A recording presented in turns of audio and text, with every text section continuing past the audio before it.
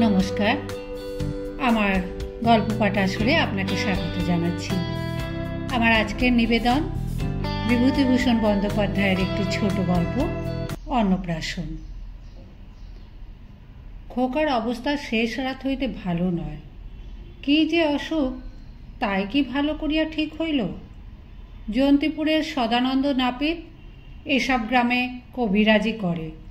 ভালো কবিরাজ বলিয়া পসারও আছে। সে বলিয়াছিল সান্নিপাতিক জ্বর। মহেশ ডাক্তারের কম্পাউন্ডার 1 টাকা ভিজিটে রোগী দেখে। সে বলিয়াছিল ম্যালেরিয়া। মহেশ ডাক্তারকে আনিবার মতো সঙ্গতি থাকিলে এতদিন তাহাকে আনা হইত। কাল বৈকালে যে আনা হইয়াছিল সে নিতান্ত প্রাণের দায়। খোকা ক্রমশ খারাপের দিকে যাইতেছে দেখিয়া খোকার মা কান্নাকাটি করতে লাগিল। পাড়ার সকলেই মহেশকে আনিবার পরামর্শ দিল। পরিবারের গায়ের একমাত্র সোনার অলঙ্কার মাকড়ি জোড়াটা বাঁধা দিয়া 8 টাকা কেশব ঘোড়ার গাড়ির ভাড়া ও ভিজিটেই ডাক্তারের পাদপদ্মে ঢালিয়াছে। তবুও তো ওষুধের দাম বাকি আছে। নিতান্ত কম্পাউন্ডার বাবু এখানে ডাকডোক পান, সেই খাতিরেই টাকা 2 আন্দাজ ওষুধের বিলটা 1 সপ্তাহের জন্য বাকি রাখতে রাজি হয়েছেন। এই তো গেল অবস্থা। মহেশ ডাক্তার বলিয়া গিয়াছেন কোনো আশা নাই। অসুখ আসলে নিউমোনিয়া। এতদিন যা তা চিকিৎসা হইয়াছে। রাতটা যদি বা কাটে, কাল দুপুরে ক্রাইসিস কাটাইবার সম্ভাবনা কম।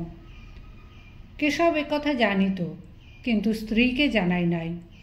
শেষ রাত্রের দিকে যখন খোকার হিক্কা আরম্ভ হইল, খোকার মা বলিল, ওগো খোকার হিক্কা উঠেছে, একটু ডাবের জল দিলে হিক্কাটা সেরে যাবে এখন। জল দেওয়া হইল। হেঁচকি ক্রমশই বৃদ্ধি পাইতে লাগিল, কমিবার নামটিও করে না। অতটুকু কচি বালকের সে কি কষ্ট! একবার হেঁচকি তুলিতে তার ক্ষুদ্র দুর্বল বুকখানা যেন ফাটিয়া যাইতেছে, আর তার কষ্ট দেখা যায় না।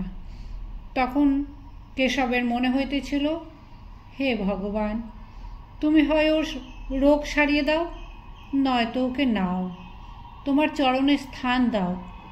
কচি ছেলের এই কষ্ট চোখের ওপর আর দেখিতে পারি না। সূর্য উঠিবার পূর্বেই খোকা মারা গেল। কেশবের স্ত্রী কাঁদিয়া উঠিতেই পাশের বাড়ি হইতে প্রৌঢ়া বাড়ুর যে গিন্নি ছুটিয়া আসিলেন। তার সঙ্গে তার 3 মেয়ে আসিল। সামনের বাড়ির নববিবাহিতা বধূটিও আসিল। বধূটি বেশ, আজ মাস 2 বিবাহ হইয়াছে, কিন্তু খোকার অসুখের সময় দুবেলা দেখাশোনা করা, রোগীর কাছে বসিয়া খোকার মাকে স্নানাহারের অবকাশ দেওয়া, নিজের বাড়ি হইতে খাবার করিয়া আনিয়া খোকার মাকে খাওয়ানো, ছেলে মানুষ বউয়ের কাণ্ড দেখিয়া সবাই অবাক। এখন সে আসিয়া কাঁদিয়া আকুল হইল। বড় নরম মনটা। 10 মাসের ছেলে মোটে, শ্মশানে লইয়া যাইবার প্রয়োজন নাই। খোকাকে কাঁথা জড়াইয়া কেশব আগে আগে চলিল। তার সঙ্গে পাড়ার আরও 3-4 জন লোক। ঘন বাঁশবাগান ও বনের মধ্যে সুঁড়ি পথ। এত সকালে এখনো বনের মধ্যে রৌদ্র প্রবেশ করে নাই। হেমন্তের শিশির সিক্ত লতাপাতা, ঝোপঝাপ হইতে একটা আর্দ্র অস্বাস্থ্যকর গন্ধ বাহির হইতেছে। ওপাড়া সতু বলিল, আর বেশি দূর গিয়ে কি হবে? কি বলো রজনী খুড়ো, এখানেই? কেশব বলিল, আর একটু চলো বিলের ধারে। বিলের ধারে ঘন বাঁশবনের মধ্যে গর্ত করিয়া কাঁথা জড়ানো শিশুকে পুঁতিয়া ফেলা হইল। 10 মাসের দিব্যি ফুটফুটে শিশু, কাঁথা হইতে গোলাপ ফুলের মতো ছোট্ট মুখখানি বাহির হইয়া আছে। মুখখানিতে ছোট্ট একটুখানি হাঁ, মনে হইতেছে যেন ঘুমাইয়া পড়িয়াছে। কেশবের কোলেই ছেলে। গর্তের মধ্যে পুঁতিবার সময় সে বলিল, গা এখনো গরম রয়েছে। রজনী খুড়ো ইহাদের মধ্যে প্রবীণ। তিনি বলিলেন, আহা, ওসব ভেব না। সতু, নাও না ওর কোল থেকে। ওর কোলে কি বলে রেখে দিয়েছ? গর্তে মাটি চাপানো হইল। কেশব অবাক নয়নে গর্তের মধ্যে যতক্ষণ দেখা যায় চাহিয়া রহিল। ছোট্ট মুঠাবাঁধা হাত দুটি মাটি চাপা পড়িয়া অদৃশ্য হইবার সঙ্গে সঙ্গে ব্যাপারটা শেষ হইয়া গেল। রজনীখুড়ো বলিলেন, চলো হে বাবাজি, ওদিকে আর চেয়েও না। সংসার তবে আর বলেছে কেন? আমারও একদিন এমন দিন গিয়েছে। আমার সেই মেয়েটা, জানো তো সবই। আজ আবার তোমার মনিব বাড়ির কাজ, তোমায় তো সেখানে থাকতে হবে। দেখো তো, দিন বুঝে আজই কাজটা সাঙ্গ হইয়া গেল খুব সকালেই। বাড়ি যখন ইহারা ফিরিল তখন সবে রৌদ্র উঠিয়াছে। একটু পরে সান্যাল বাড়ি হইতে লোক আসিল কেশবকে ডাকিত। বলিল, আসুন মুহুরী মশাই, বাবু ডাকছেন। তিনি সব শুনেছেন। কাজকর্ম করলে মনটাকে ভুলে থাকবেন, সেই জন্যই ডেকে নিয়ে যেতে বলল। আজ সান্যাল বাড়ির মেজবাবুর ছেলের অন্নপ্রাশন। সান্যালেরা গ্রামের জমিদার না হইলেও খুব সম্পন্ন গৃহস্থ বটে, পয়সাওয়ালা ও বর্ধিষ্ণু। এ অঞ্চলে প্রতিপত্তিও খুব। তেজারতিতেও 60-70 হাজার টাকা খাটে। পাশাপাশি 8-10খানা গ্রামে এমন চাষি প্রায় নাই যে সান্যালদের কাছে হাত পাতে নাই। কেশব বলিল, চলো যাচ্ছি, বাড়িতে একটু শান্ত করে যাই। মেয়ে মানুষ বড্ড কান্নাকাটি করছে। সান্যালেরা লোক খুব ভালো। বৃদ্ধ সান্যাল মশাই কেশবকে দেখিয়া বলিলেন, আরে এসো এসো কেশব। আহা, শুনলাম সবই। তা কি করবে বলো? ও দেবকুমার সাবভ্রষ্ট হয়ে এসেছিল। কি রূপ! তোমার অদৃষ্টে থাকবে কেন? যেখানকার জিনিস সেখানে চলে গিয়েছে। তা ও আর ভেবো না, কাজকর্মে থাকো, তবু অনেকটা অন্যমনস্ক থাকবে। দেখো গিয়ে বাড়ির মধ্যে ভাতের উনুনগুলো কাটা হচ্ছে কিনা। বৌমাকে আনতে পাঠাচ্ছি, তিনিও এসে দেখাশোনা করুন। কাজের বাড়ি ব্যস্ত থাকবেন। মোটরে করিয়া একদল মেয়ে পুরুষ কুটুম্ব আসিল। শহরের লোক, মেয়েদের গহনার বাহার নাই, সেসব বালায় উঠিয়া গিয়াছে। শাড়ির রংচঙে চোখ ধাঁধিয়া গেল। মেয়েরা ঠিকই কলিকাতায় চাল শিখিয়া ফেলিয়াছে, কিন্তু এসব পাড়াগাঁয়ের শহরে পুরুষদের বেশভূষা নিজের নিজের ইচ্ছা মতো। ধুতির সঙ্গে কোট পরা এখানকার নিয়ম, কেউ তাতে কিছু মনে করে না। চারিধারে হাসি খুশি, উৎসবের ধুম। কেশবের মনের মধ্যে কোথায় যেন একটা প্রকাণ্ড বড় ফাঁক। এদের হাসি খুশির সঙ্গে তার মিল খাইতেছে না। আচ্ছা, এদের মধ্যে কেউই বোধহয় জানে না তার আজ সকালে কি হইয়া গিয়াছে। একটি ভদ্রলোক 4 বছরের একটি ছেলেকে সঙ্গে লইয়া গাড়ি হইতে নামিলেন। বেশ সুন্দর ফুটফুটে ছেলেটি, গায়ে রাঙা সিল্কের জামা, কোঁচানো ধুতি পরনে এতটুকু ছেলের, পায়ে রাঙা মখমলের ওপর জরির কাজ করা জুতো, কি সুন্দর মানাইয়াছে। কেশবের ইচ্ছা হইলে ছুটিয়া গিয়া ভদ্রলোকটিকে বলে, শুনুন মশাই, আমারও একটি ছেলে ছিল, অবিকল এমনইটি দেখতে। আজ সকালে মারা গেল। আপনার ছেলের মতোই তার গায়ের রং। মহিমপুরের নিকারীরা মাছ আনিয়া ফেলিল।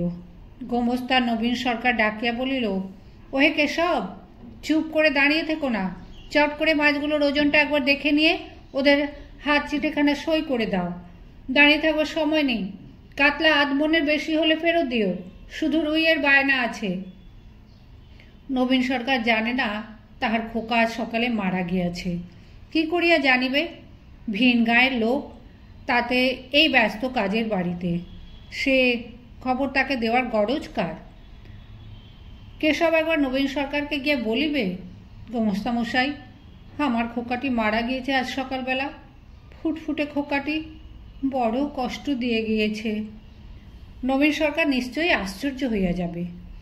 বলো কি কেশব, তোমার ছেলে আজ সকালে মারা গিয়েছে, আর তুমি ছোটো ছোটো করে কাজ করে বেড়াচ্ছ? আহা, তোমার ছেলে, আহা, তাই তো। কিন্তু কেউ কিছু জানে না। কেশব তো কাহাকেও কিছু বলিবে না। মাছ ওজন করিয়া লইবার পরে দুধ দই আসিয়া উপস্থিত। তারপর আসিল বাজার হইতে হরিময়রার ছেলে, 2 মণ 2.5 মণ সন্দেশ ও 2.5 মণ পান্তুয়া লইয়া। দই সন্দেশ ওজন করিবার হিড়িকে কেশব সম্পূর্ণ অন্যমনস্ক হইয়া পড়িল। সব বিছানো, সামিয়ানা খাটনা প্রভৃতি কাজ তদারক করিবার ভারও পড়িল তাহার ওপর।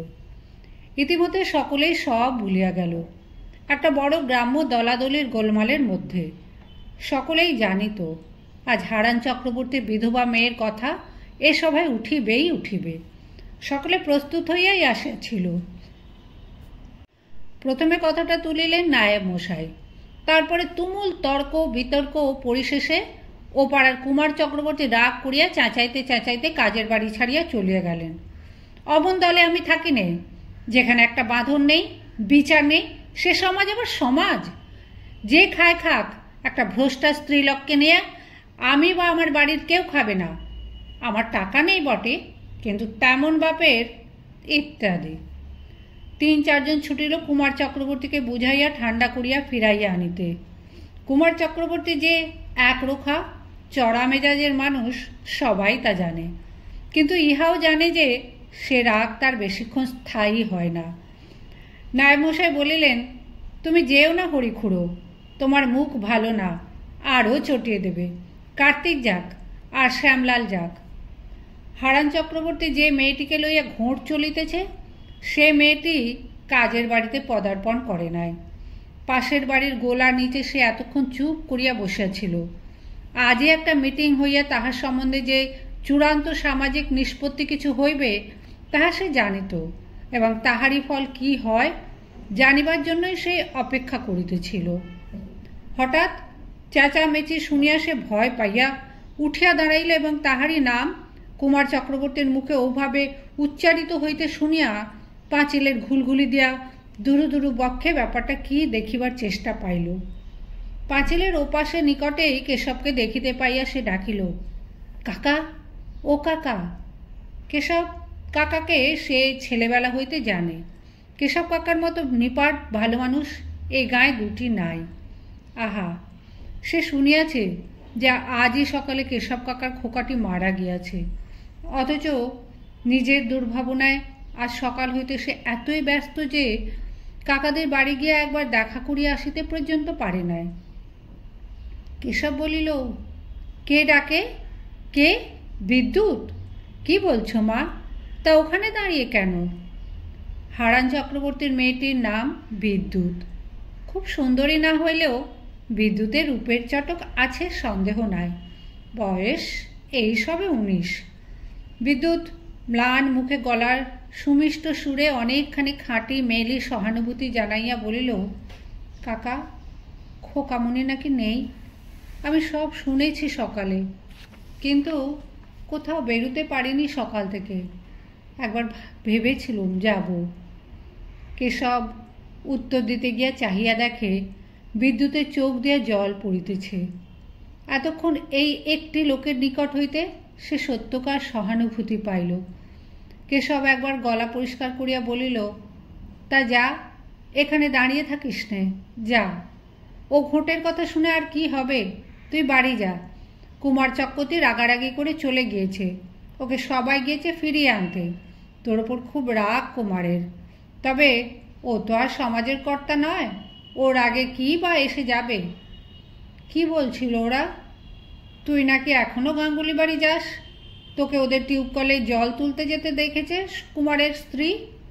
কোন দিন নাকি ওদের নারকোলতলায় সুশীলের সঙ্গে কথাবার্তা বলছিলি, তাও কুমারের স্ত্রী দেখেছে। এই সব কথা। বিদ্যুৎ বলিল, আমি যাইনি কাকা, সেবার সেই বারণ করে দেওয়ার পর থেকে আর কখনো যাইনি। এ কথাটা বিদ্যুৎ মিথ্যা বলিল। সুশীলের সঙ্গে তার ছেলেবেলা হইতেই আলাপ। সুশীল যখন কলেজে পড়িত তখন বিদ্যুৎ 12-13 বছরের মেয়ে। সুশীলদার দেখা পাইলে তখন হইতে সে আর কোথাও যাইতে চায় না। সুশীলের সঙ্গে তাহার বিবাহ হওয়ার কোনো সম্ভাবনা ছিল না, কারণ তাহারা বৈদিক আর সুশীলেরা রাঢ়ী শ্রেণী। বিদ্যুতের বিবাহ হইয়াছিল পাশের গ্রামের শ্রীগোপাল আচার্যের সঙ্গে। বিদ্যুৎ বিধবা হইয়াছে বিবাহের 2 বছর পরেই।